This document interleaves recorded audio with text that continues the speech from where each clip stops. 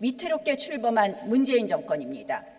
안타깝게도 문재인 정권 2년 반, 무엇 하나 잘한 것이 없는 완전한 실패의 국정 운영이었습니다. 국민은 이 정권의 거짓말에 속았습니다. 계속해서 빼앗기고 잃어버려야만 했습니다. 나라 전체가 무너지는 것을 바라봐야만 했던 암흑의 시간이었습니다. 기만, 박탈, 파괴, 이 세 단어 외에는 지난 2년 반의 문재인 정권을 설명할 길이 없습니다.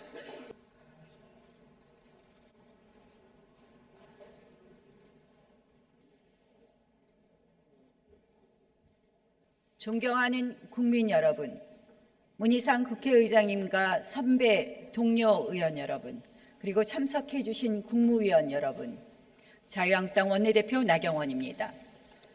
제1야당 원내대표로서 감히 국민을 대신하여 문재인 대통령께 묻습니다.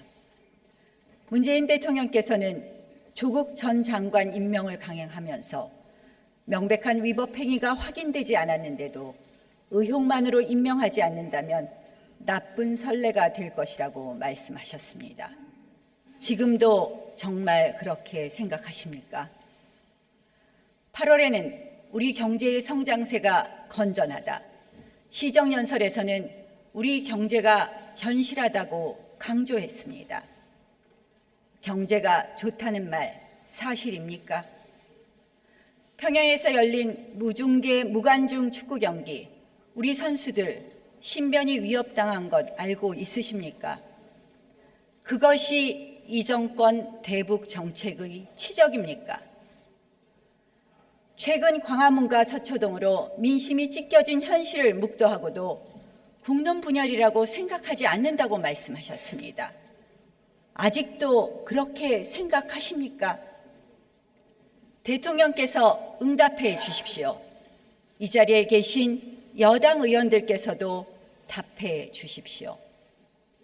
변명과 궤변, 핑계, 남탓만을 하실 거라면 그런 답변은 듣고 싶지 않습니다. 어린 중학생 2명이 누구의 권유도 없이 광화문을 찾았습니다. 천안의 택시기사님은 새벽 1시 영업을 마치고 곧장 광화문으로 향했습니다.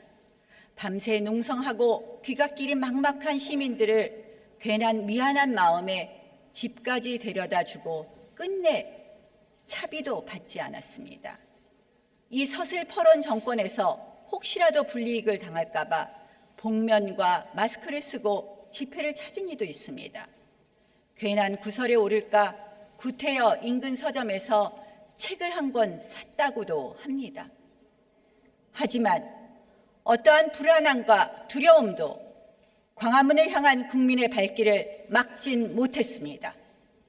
광화문 10월 항쟁은 전문 시위꾼이 분위기를 몰고 화려한 무대와 치밀한 기획을 통해 억지로 만들어낸 가짜 광장, 가짜 민심이 아니었습니다.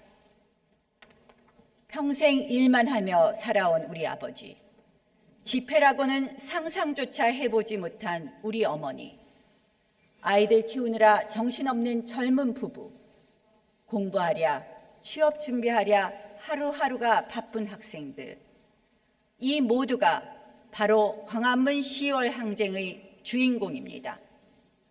이것은 평범한 국민의 위대한 저항입니다.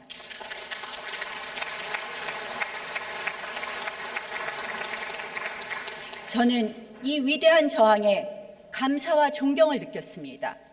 동시에 성난 민심의 그 거센 분노가 얼마나 무서운 것인지 두려움과 경외감을 느꼈습니다. 우리 국민이 광장을 향하는 이 사태에 이를 때까지 도대체 자유한국당은 무엇을 했는가 깊이 반성하기도 했습니다. 저는 이 10월 항쟁의 뜻을 우리 자유한국당이 깊이 받들고 겸허한 마음으로 투쟁할 것을 다짐했습니다.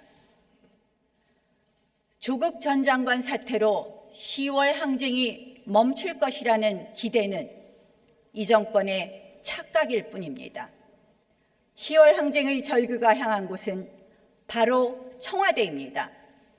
문재인 정권 2년 반에 대한 심판은 이제 막 시작된 것입니다.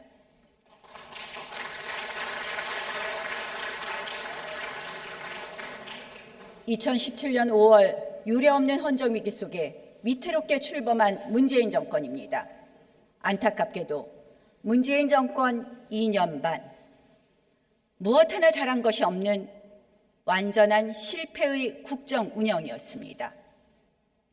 국민은 이 정권의 거짓말에 속았습니다.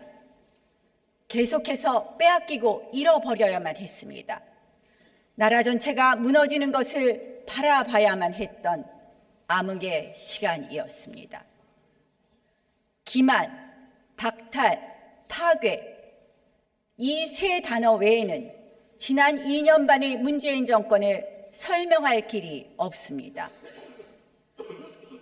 이게 나라냐며 외쳤던 문재인 대통령입니다. 기회는 평등하고 과정은 공정하며 결과는 정의로울 것이라고 했습니다. 특권과 반칙이 없는 세상을 만들겠다고 했습니다. 하지만 국민은 속았습니다. 취임사는 완전히 허구였습니다. 코드와 이념의 사슬로 묶인 측근들이 이 모든 권력과 기회를 독식했습니다. 하는 일마다 편법과 위법, 힘의 논리로 과정은 비틀어지고 굴절됐습니다. 정의는 형체를 알아볼 수 없을 정도로 무너져 버렸습니다. 조국 전 장관의 임명 강행은 거짓말 정권의 정수를 보였습니다. 불쑥 국회를 찾아 밤을 새워가며 늘어놓은 그 수많은 거짓말에 국민은 경악했습니다. 결국 배우자 구속으로까지 이어진 사모펀드에 대해 몰랐다, 이번엔 처음 들었다, 새빨간 거짓말을 습관적으로 늘어놓았습니다. 멍석을 깔아준 여당, 부끄럽지도 않습니까? 더불어민주당에게 의회의 존엄성은 그토록 가벼운 것이었습니까? 정말 안타깝습니다. 취임하자마자 적폐몰이에 나선 이 정권, 얼마나 깨끗한 척 자신들을 포장했습니까? 도덕과 정의의 논리를 독점하며 비수와 같은 말들로 상대를 공격했습니다. 그런데 알고 보니 훨씬 더 추악한 불의의 기득권 집단이었습니다. 탐욕 좌파였던 것입니다.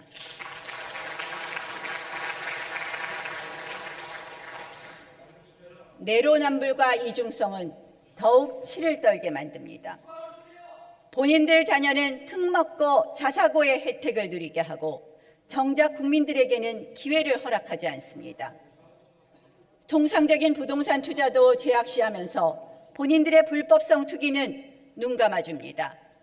정치보복의 칼을 휘두르는 검찰은 정의의 사도이고 나의 측근을 수사하는 검찰은 적폐가 되는 지긋지긋한 모습 앞에 천연덕스럽습니다.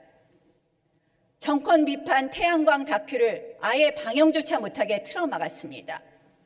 노골적인 언론 탄압, 공영방송 장악입니다.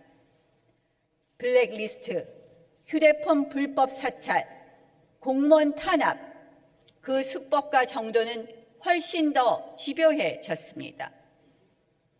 덜미가 잡히면 잡아떼고 부인합니다. 거짓말로 거짓말을 덮는 정권입니다.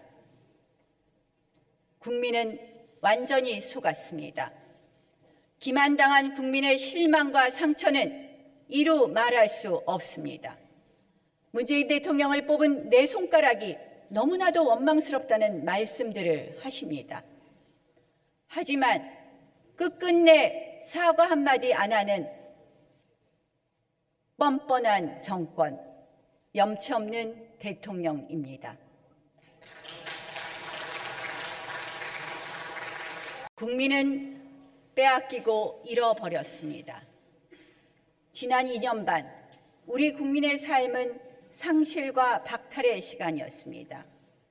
이 정권의 무능, 무모, 무책임 정책들은 국민을 더 가난하고 초라하게 만들었습니다. 경제 성장을 그토록 자신했던 정권입니다. 결국 성장률은 1%대로 주저앉을 위기에 놓였습니다. 튼튼했던 우리 경제를 저성장의 늪으로 밀어넣었습니다. 끝내 포기할 줄 모르는 소득주도 성장 정책, 국민은 일자리와 소득을 모두 잃어버렸습니다. 정부의 무분별한 개입으로 시장은 활기를 잃었고 자영업자는 손님을 잃고 절망을 떠안았습니다. 혈세를 쏟아부어 간신히 고용 분식에 성공했지만 3040 일자리는 24개월 연속 감소했습니다. 가짜 일자리만 늘어나고 진짜 일자리는 씨가 마르고 있습니다. 어렵고 힘든 사람일수록 더 내몰렸습니다. 1분위 가구 처분 가등 소득은 6분기 연속 마이너스를 기록했습니다. 소득 격차는 역대 최악입니다. 대한민국이 중산층을 잃어가고 있습니다. 훌륭한 기업은 해외로 빠져나갑니다. 작년 해외 직접 투자액이 500억 달러에 육박했고 2분기는 150억 달러로 역대 최대를 기록했습니다. 당장의 인기, 표에만 집착하는 이 정권은 국민의 재산인 국가 재정을 마음대로 씁니다. 국민연금, 건강보험, 고용보험, 청년의 노후자금과 사회안전망을 이 정권의 정치적 탐욕이 앗아가고 있습니다. 모두 고갈 시점이 급속도로 앞당겨지고 있습니다. 툭하면 떨어지는 세금 폭탄, 보험료 인상, 왜 죄 없는 국민 유리지갑만 열려야 하는 것입니까? 경제는 정권이 망쳐놓고 왜 뒷수습은 국민 몫이어야 하는 것입니까? 한마디로 문재인 정권 2년 반 동안 국민과 기업, 나라가 온통 가난해졌습니다. 70년 공든탑이 무너졌습니다. 멀쩡한 원자력을 왜 포기하고 전기료 인상을 감내해야 되는 것입니까? 제발 좀 가만히 내버려 두라는 4대 강보, 기어이 국민으로부터 뺏어 가야만 하는 것입니까? 도대체 얼마나 우리 국민들이 포기하고 단념해야 이 상실과 박탈의 폭정은 멈추어지는 것입니까?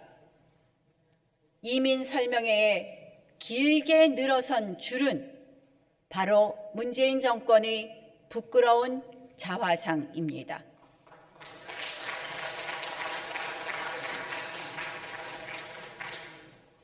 대한민국이 무너지고 있습니다. 그리고 지난 2년 반 대한민국 곳곳이 무너져 내려 버렸습니다. 국가와 국민의 생존 기반인 안보가 무너집니다. 국가의 기본 질서인 헌정체제가 위태롭습니다. 북한에 한없이 굴종하는 대한민국, 우리 영토, 영공이 유린당하는 대한민국, 헌법 정신이 대통령에 의해 짓밟히는 대한민국, 2년 반 내내 문재인 대통령은 헌법상 직무유기 대통령이었습니다. 당장이라도 북한이 핵을 폐기할 것처럼 말했습니다. 화려한 이벤트를 열며 마치 평화가 닿은 것처럼 말했습니다. 그런데 그 결과가 무엇입니까? 북한의 핵 미사일 능력은 더욱 고도화되었고 SLBM을 발사하며 대한민국과 동맹을 위협해 왔습니다. 동해영해가 북한 목선의 속수무책으로 뚫리고 서해상 한박도에 위협적인 군사기지가 들어섰습니다. 금강산 관광시설은 철거해 버리겠다고 합니다. 한미동맹 붕괴, 한미일 공조 와해는 곧바로 대한민국 깔보기로 되돌아왔습니다. 중국, 러시아 군용기가 영국과 카디즈를 유린하고 영공과 카디즈를 유린하고 정통 우방국 일본도 계속 우리를 자극합니다. 지소미아는 감정적 외교에 희생당했습니다. 대한민국이 설 자리가 점점 좁아지고 있습니다. 우습고 만만한 나라가 되어 가고 있습니다. 무너진 안보의 비참한 대가입니다. 자유민주주의, 시장경제, 삼권 분립, 우리 헌법 질서도 해체되고 있습니다. 대법원, 헌법재판소를 코드 인사로 접수해 사법부 장악의 신호탄을 쏘아 올린 이 정부입니다. 정권 비판 언론, 유튜버 등의 표현의 자유가 위축되고 정부 정책을 비판하는 목소리가 수구와 친일로 몰립니다.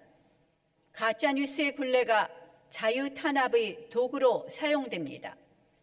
정부의 무분별한 시장 통제, 걷잡을 수 없이 비대해지는 방만한 정부, 그리고 기업을 향한 간섭과 탄압, 결국 사회주의 경제를 하자는 것입니다. 국민은 희망과 미래를 보지 못하고 있습니다. 광화문 10월 항쟁은 바로 더 이상 속을 수 없다는 진실의 외침, 더 이상 뺏길 수 없다는 권리의 외침, 그리고 무너지고 있는 것만을 보고만 있을 수 없다는 애국심의 외침으로 시작된 것입니다.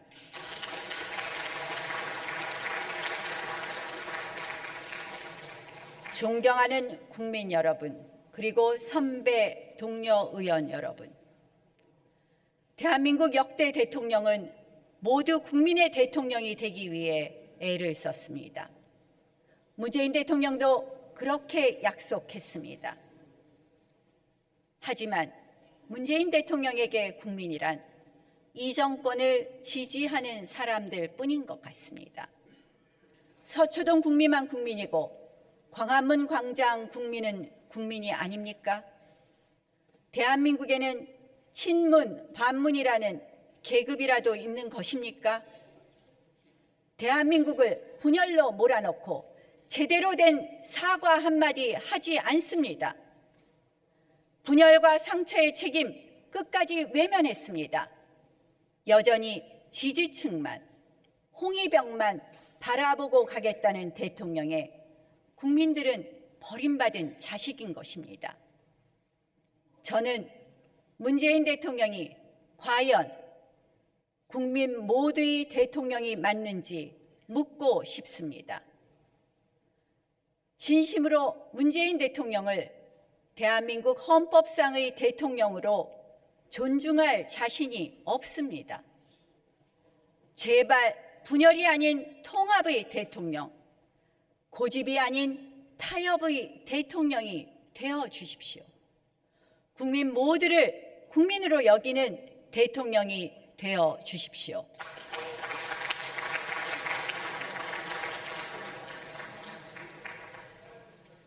존경하는 국민 여러분, 선배 동료 의원 여러분, 대한민국의 역사는 그 자체로 인류 발전의 번영의 상징입니다. 식민 지배라는 암흑의 터널을 지나 이 땅의 최초의 자유민주주의 국가를 세웠습니다. 세계가 부러워하고 극찬하는 경제발전 모델을 선보여 우리 민족의 저력을 과시했습니다. 세계인들이 우리의 음악, 영화, 기술을 사랑하고 대한민국을 찾아오고 싶어합니다. 그런 대한민국이 지금 잘못된 정권을 만나 위기에 직면해 있습니다. 공정이 무너지고 자유가 지워지고 대한민국을 흔드는 세력이 기승을 부립니다. 안보 위기와 재정 포퓰리즘은 오늘과 내일을 더욱 불안하게 합니다. 이대로 대한민국이 주저앉아서는 안 됩니다. 다시 일으켜 세워야 합니다. 광화문 10월 항쟁의 위대한 국민 뜻을 받들어 위대한 대한민국을 다시 세워야 합니다.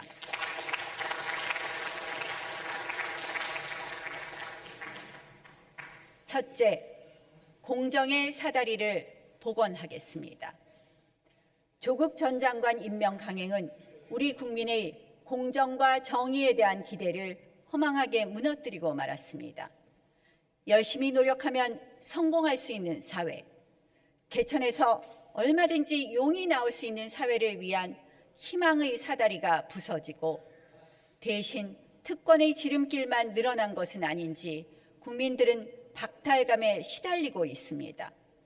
우리 정치권은 이제 그 상처를 치유하고 공정을 향한 갈망에 화답해야 합니다. 이번 기회에 우리가 놓쳤던 공정의 가치를 다시 바로 세워야 합니다. 문재인 대통령과 여당도 일제히 공정을 외치고 있습니다. 그런데 국민들은 그 의도의 진정성에 깊은 의구심을 갖고 계십니다. 조국 사태로 인한 정권 위기를 모면하려고 준비도 없이 부처와 상의도 없이 갑작스럽게 정시 확대를 대통령이 꺼내 들었습니다. 게다가 2025년 특목고, 자사고, 일반고 전환을, 일괄 일반고 전환을 교묘하게 끼워 넣었습니다. 지지층 이탈이 두려운 나머지 서로 모순되는 두 정책을 함께 내놓은 것입니다. 위기 모면용 개혁안, 여론 무마용 개혁안, 이런 개혁은 개혁이 아닙니다. 자유한국당은 이미 정시 50% 이상 확대를 당론으로 채택한 바 있고 입법화를 약속했습니다. 대통령과 여당이 진정 정시 확대의 의지가 있다면 자유한국당은 조건 없이 협조할 것입니다. 하지만 결국 흐지부지 용두사미로 끝내려 한다면 자유한국당은 그런 가짜 개혁에는 결코 동참할 수 없습니다. 제대로 준비된 개혁안을 가지고 오십시오. 또한 대학 입시제도뿐만 아니라 로스쿨, 국가공무원 선발 등에 대한 전반적인 개혁을 논의하겠습니다. 계층 이동의 사다리는 반드시 투명하고 공정해야 하며 그리고 튼튼해야 합니다. 고용세습은 청년에게 좌절감과 박탈감을 안겨주는 가장 대표적인 불공정 채용 비리입니다. 여당의 몽리로 국정조사는 시작조차 하지 못했습니다. 공공기관을 중심으로 고용세습의 싹을 완전히 제거하고 기회의 평등을 국민에게 돌려드리겠습니다. 자유한국당은 조국 적폐 방지법을 추진하겠습니다. 정시 확대 추진법을 포함해 입시 공정성 확보법, 사법 방해죄 신설, 인사청문회 강화법 등을 통해서 헝클어진 공정의 질서를 바로 세우겠습니다. 둘째, 자유를 회복해 경제를 다시 살려내겠습니다. 무엇보다도 민생 회복이 시급한 과제입니다. 국민이 부자 되는 경제, 민부론에서 말씀드렸듯이 꽉 막힌 시장과 경제의 숨통을 틔우기 위해서는 즉각 경제적 자유의 복원이 필요합니다. 주휴수당 제도 개선법, 일할 권리 보장법 등 소득주도 성장 폐기 3법은 최소한의 시작입니다. 왜곡된 시장 질서를 되돌려 놓고 자유로운 고용과 취업 여건을 마련하겠습니다. 노동개혁 역시 가장 시급한 과제입니다. 기업경영 활성화법 반드시 통과시키겠습니다.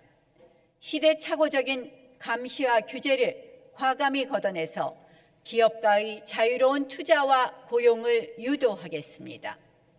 100년기업, 1000년기업을 위한 세제 개편도 서두를 것입니다.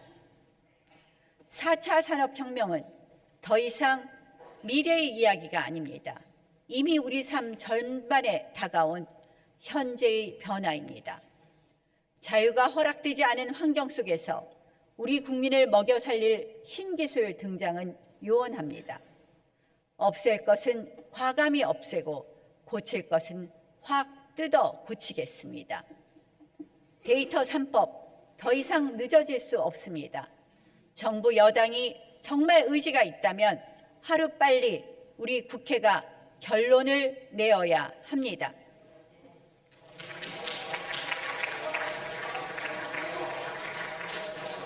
아울러 의료, 교육, 복지, 관광 등 사회 전반의 낡은 질서를 혁파해 신산업 유치로 국민 일자리를 만들겠습니다.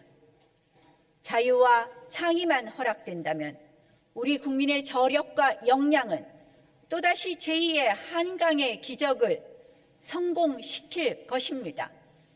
그 어떤 경기 부양책과 재정 투입보다도 자유를 회복하는 것이 가장 근본적인 경제 활성화 대책인 것입니다.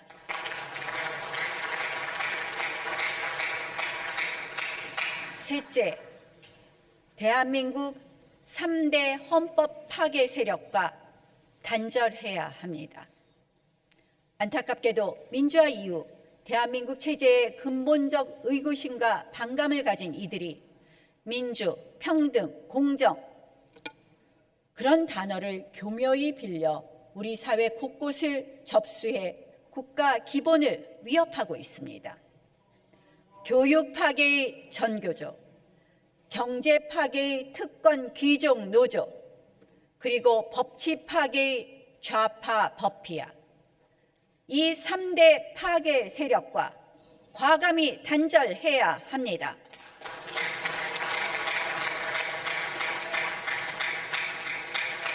최근 서울 인원고등학교에서 벌어진 사태는 교육 파괴의 위험한 현주소를 보여줍니다. 교사가 학생에게 가짜뉴스를 믿는 사람은 개돼지다, 일베 회원이냐 등으로 공격했습니다. 오죽하면 학생들이 직접 나서야만 했었겠습니까? 생활기록부 작성이 끝나고 나서야 겨우 용기를 내었다고 합니다. 이미 전교조에 의한 교실의 정치화, 학교의 정치화는 만연한 사회 악입니다. 아이들을 세뇌시키는 정치교사의 만행이 우리 아이들의 영혼을 검게 물들게 하고 있습니다. 교육이 독재 이념의 일방적 세뇌에 동원된 나치즘의 폐해를 똑똑히 기억해야 할 것입니다. 우리도 같은 과오를 반복해서 안 됩니다. 전교조의 교육 파괴를 원천 봉쇄하는 입법 장치를 마련하겠습니다. 공교육 정상화를 통해 학생들의 학습권도 보장하겠습니다.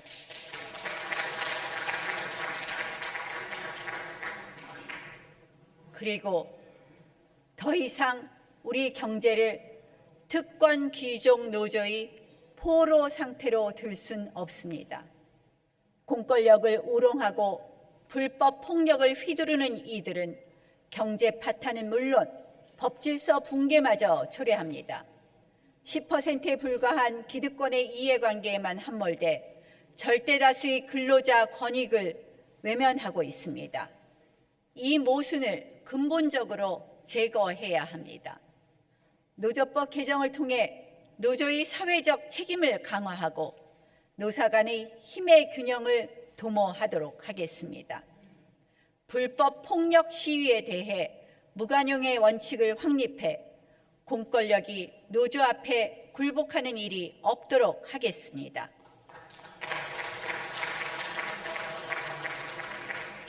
민변, 우리법연구회, 국제인권법 연구회 출신 등 특정 이념에 사로잡혀 사법 질서를 어지럽히는 좌파 법피아는 법치주의의 기둥을 흔들고 있습니다. 국민 기본권 보호와 체제 수호의 마지막 보루가 사법부입니다. 오직 양심, 사실, 법의 정신에 귀 기울여야 할 법조계가 특정 세력에 의해 지배당하는 형국입니다. 국회가 논의하는 사법개혁은 반드시 좌파 법비하의 사법질서농단에 대한 방지책을 함께 논의해야 될 것입니다. 법관 임용 결격 사유를 추가하는 법원 조직법 개정을 통해 법관의 정치적 중립성을 제고하겠습니다. 역설적이게도 이 3대 파괴 세력은 소수입니다. 하지만 이념으로 무장하고 치밀하게 조직화되어 있는 이 소수가 건전한 다수를 쥐락펴락하며 헌법 질서를 파괴하고 있습니다. 자유한국당은 이 3대 파괴 세력과 대한민국의 영원한 단절을 반드시 이뤄내겠습니다.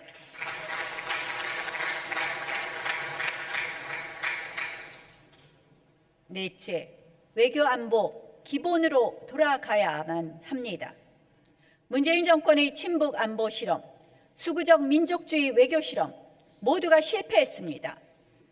평화는 굴종으로 변질됐고 동맹과 우방을 놓쳐버린 외교로 대한민국의 국제적 고립은 심화되어 버렸습니다. 이제 우리 외교 안보는 기본으로 돌아가야 합니다. 국익이 우선입니다. 가장 먼저 복원해야 할 것은 한미 동맹입니다. 북한 눈치 보느라 없애거나 축소한 3대 한미 연합 훈련 모두 정상화해야 합니다. 당장 내년부터 예정과 같이 훈련을 실시해야 합니다. 전시작전 통제권은 완전한 북핵 폐기 전까지 무기한 연장해야 할 것입니다. 반일 정서에 사로잡힌 이 정권이 안보마저 볼모로 잡은 결과가 지소미아 파기입니다. 역사 갈등, 경제 갈등에 안보까지 휘말리게 할 수는 없습니다. 밤샘 농성한 시민들에게 지소미아 정상화로 와해된 한미일 공정의 틀을 다시 확립해야만 합니다.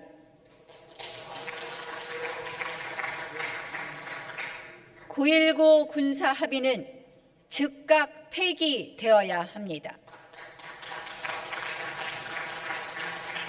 이미 북한의 미사일 도발 그리고 SLBM 발사 강행으로 휴지 조각이 되어버린 합의문입니다. 이 합의문을 붙들고 있느라 우리 스스로 무장 해제의 우를 범하고 말았습니다. 9.19 합의 폐기가 북한에게 보낼 수 있는 가장 의미 있는 경고의 메시지가 될 것입니다. 마지막으로 북한의 핵 미사일 위협에 대한 대응 태세를 더욱 보강해야 합니다. 이는 우리가 이미 민평론에서 말씀드린 한미 핵 공유 협정 체결이 그 대안이 될 수 있습니다.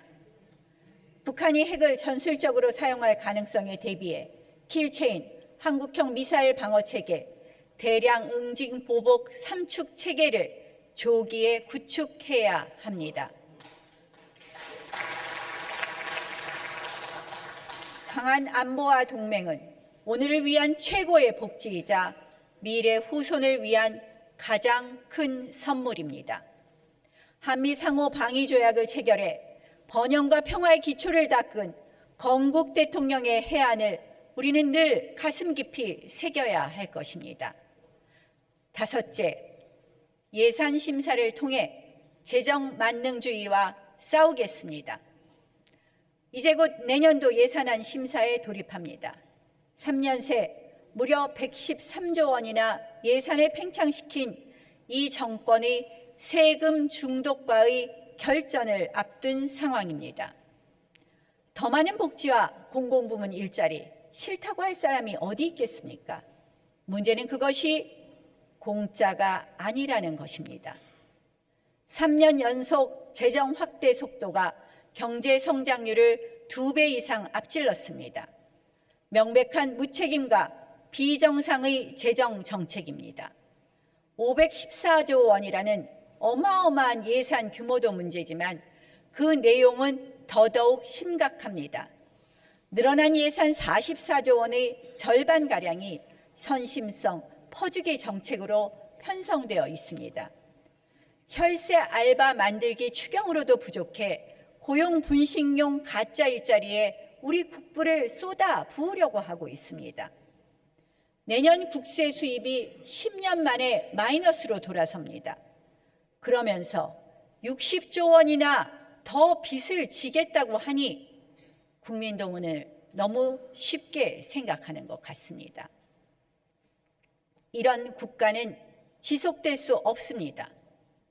지금의 청년들과 미래 세대에게 빚 폭탄을 넘기는 것입니다. 부모가 아이들 통장에서 돈을 꺼내서 쓰는 것과 다름이 없습니다. 선심성 포퓰리즘은 국민을 더욱더 정부에 의존하게 만듭니다. 국민을 노예의 길로 내모는 것입니다.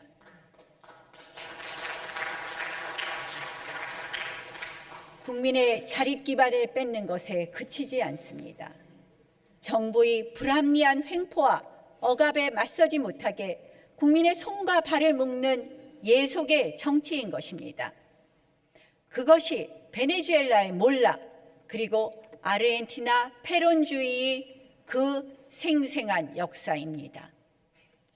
재정 포퓰리즘은 독재와 빈곤의 강력한 무기가 되었습니다. 자유한국당은 2020년도 예산안 심사에서 재정 만능주의와 전면전을 벌이겠습니다. 무조건 깎기만 하겠다는 것이 아닙니다. 국민의 생명과 안전, 민생과 경쟁, 그리고 공정과 혁신에는 과감히 투자하겠습니다. 반면 임시 방편용 혈세 일자리, 경제 실정을 덮기 위한 각종 전시성 정책, 밑빠진 독에 물 붓기식 소모성 정책은 전액 삭감을 목표로 합니다. 재정은 정부의 돈도 정권의 돈도 아닙니다. 바로 국민의 돈입니다. 국민의 재산입니다. 자유한국당은 국민의 재산권과 기본권을 지키기 위한 예산 투쟁에 전력을 다하겠습니다.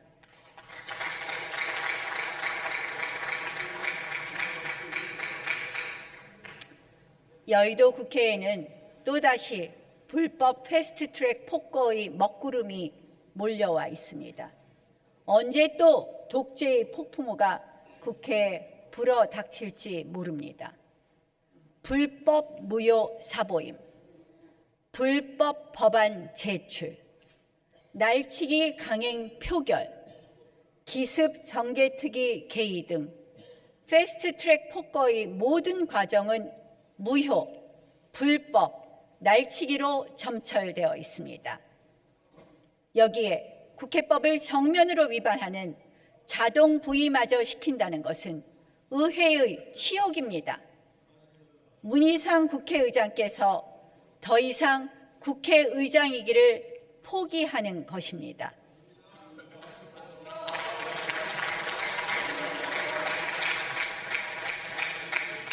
절차적으로도 불법 무효임은 물론 내용도 문제입니다. 공수처와 연동형 비례대표제는 우리 자유민주주의를 후퇴시키는 독재 악법이 될 것입니다. 공수처, 기소권과 수사권을 모두 쥐고 판사, 검사, 경찰 등을 표적 사찰, 협박할 수 있는 대통령 직속의 무소불위의 수사기관입니다. 그곳은 좌파 법회의 아지트가 되고 말 것입니다. 윤석열 검찰총장을 적폐청산 적임자로 임명해 놓고 현 정권에 칼을 들이대는 순간 역적무리를 하고 있습니다. 공수처까지 생기면 어떤 일들이 벌어지겠습니까? 바로 여당의 이해찬 당대표께서 지난 2004년 정확히 같은 이유로 공수처법을 반대했던 것입니다. 과거에는 반대했던 공수처를 이제 와서는 왜 이리 급하게 서두르는 것입니까? 공수처 없는 이 정권의 최후는 너무나도 끔찍할까 두려워서입니까?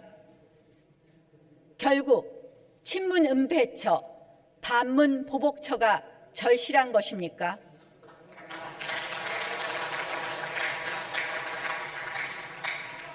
이 정권은 검찰개혁이라는 포장지로 공수처의 위험한 민낯을 교묘하게 가리고 있습니다. 검찰개혁, 자유한국당이 바라던 것입니다. 표적 기소, 무더기 의원직 상실, 자유한국당이야말로 얼마나 검찰 공권력 남용에 시달렸습니까? 얼마나 많은 보수 우파 인사들이 다쳤습니까? 검찰개혁 100% 찬성합니다. 하지만 공수처는 검찰개혁이 아닙니다.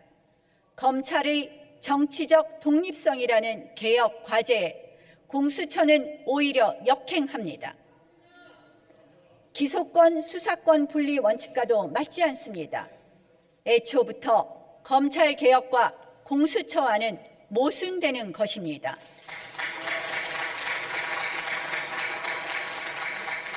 게다가 헌법을 기초로 한 기존 수사제도와 정면으로 충돌하는 위헌적 권력기관입니다.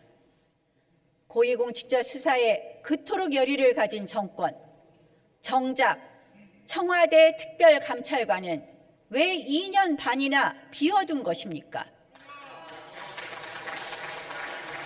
결국 공수처는 애초부터 검찰 장악, 사법 장악의 마지막 퍼즐에 불과했던 것입니다. 얼마든지 올바른 검경 수사권 조정과 검찰 개혁, 경찰 개혁으로 충분히 사법 개혁의 목표를 달성할 수 있습니다. 자유한국당은 검경 수사권 조정으로 진정한 검찰 개혁을 달성하고 인사, 예산, 감찰의 자율성 확보로 권력으로부터의 검찰 독립을 이뤄내겠습니다. 대통령의 검찰이 아닌 국민의 검찰을 만들어내겠습니다.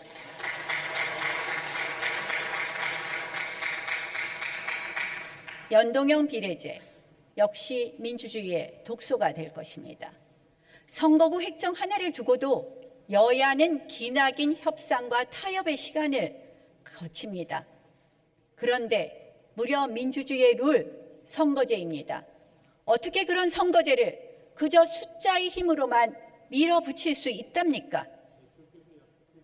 독재국가에서 나 들릴 법한 참으로 후진적이고 야만적인 이야기입니다. 게다가 연동형 비례제를 만들면 우리 국회는 더더욱 갈기갈기 찢겨버리고 말 것입니다. 20대 국회는 다당제 실험의 결과는 도대체 어떻습니까? 행정부를 견제하지 못하는 국회, 무기력하고 분열된 국회였습니다. 연동형 비례제까지 현실화되면 그야말로 국회는 권력을 쫓아다니는 영혼 없는 정치인들의 야합 놀이터로 전락해버리고 말 것입니다. 해당 선거법을 만든 사람도 잘 모르는 선거제입니다. 영문도 모른 채 던진 한 표가 어떻게 우리 정치를 비틀지 알 수 없습니다. 이것이 어떻게 민주적인 선거제라고 할 수 있습니까?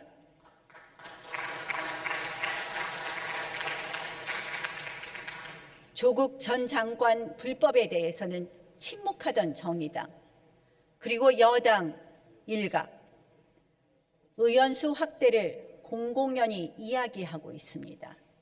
정의당은 절대 300석을 넘지 않겠다고 국민의 시선을 돌려놓고서는 불법 패스트트랙에 태우더니 말이 바뀝니다. 존재하지도 않은 합의마저 조작하고 있습니다. 배지 욕심, 의석수 욕심이라는 그 속내와 본색을 드러내고 있습니다. 탐욕 정치 세력 간의 야합일 뿐입니다.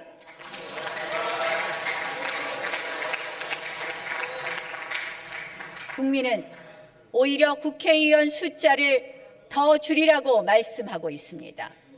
정치인을 내 손으로 직접 뽑기를 바랍니다.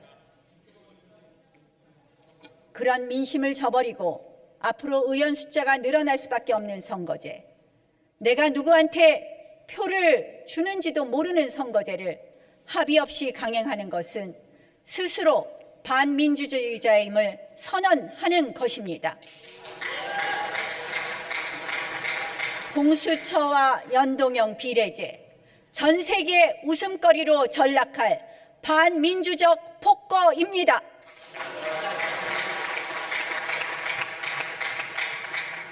영화 반지의 제왕, 떠오릅니다.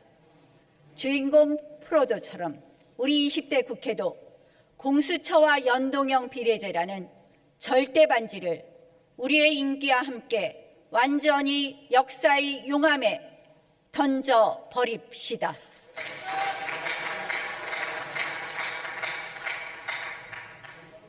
존경하는 국민 여러분, 선배 동료 의원 여러분, 국민들은 그동안 참고 또 참았습니다. 언젠가는 이 정권이 정신 차릴 줄 알았습니다. 그래도 대한민국 대통령이기에 국민 앞에 고개 숙일 것이라고 기다렸습니다. 그런데 문재인 정권은 국민 인내심의 임계점을 뛰어넘어 버렸습니다. 오죽하면 평범한 국민들이 앞다퉈 광장으로 쏟아져 나왔겠습니까? 문재인 대통령의 고집과 오기의 정치야말로 광장에서 퇴진 촉구 구호가 울려 퍼지게 된 근본적 원인입니다. 지금 문재인 정권은 중대한 기로에 서 있습니다. 심판은 이미 시작되었습니다. 국민심판대 앞에서 진심으로 반성한다면 국민은 기회를 줄 것입니다. 그리고 다시 기다려 줄 것입니다. 하지만 끝까지 버티고 국민을 외면하면 그때는 10월 항쟁이 10월 혁명이 될 수도 있습니다.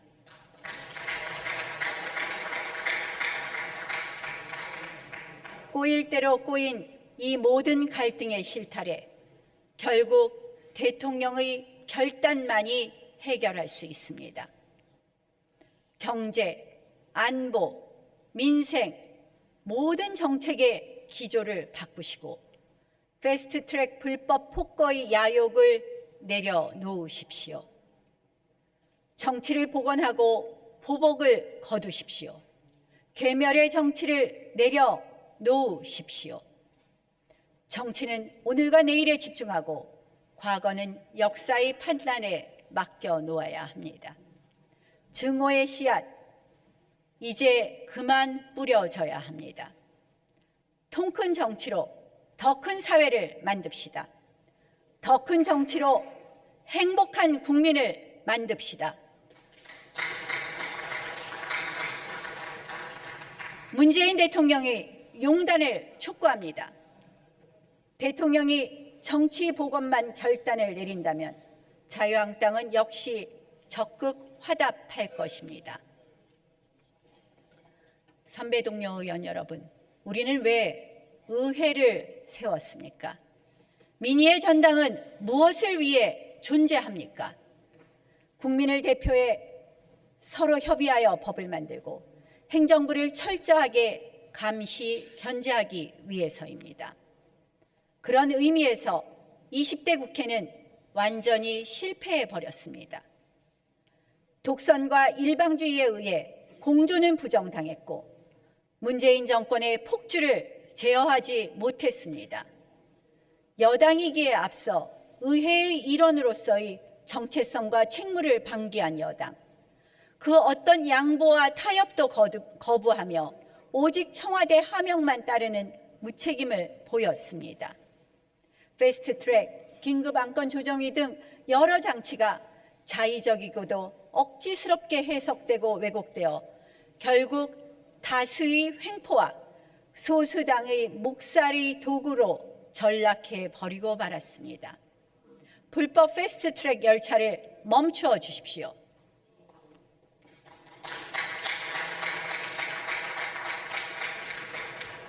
국민 여러분, 존경하는 선배 동료 의원 여러분, 진정한 정치의 복원은 이곳 의회에서 시작되어야 합니다.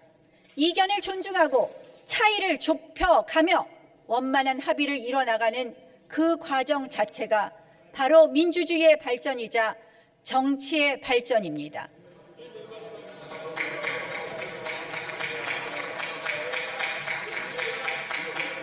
얼마 남지 않은 20대 국회입니다. 정치 복원이라는 여정의 그 첫 단추를 잘 채워놓고 다음 21대 국회에 이 민의의 전당을 물려주어야 할 것입니다. 경청해 주셔서 감사합니다.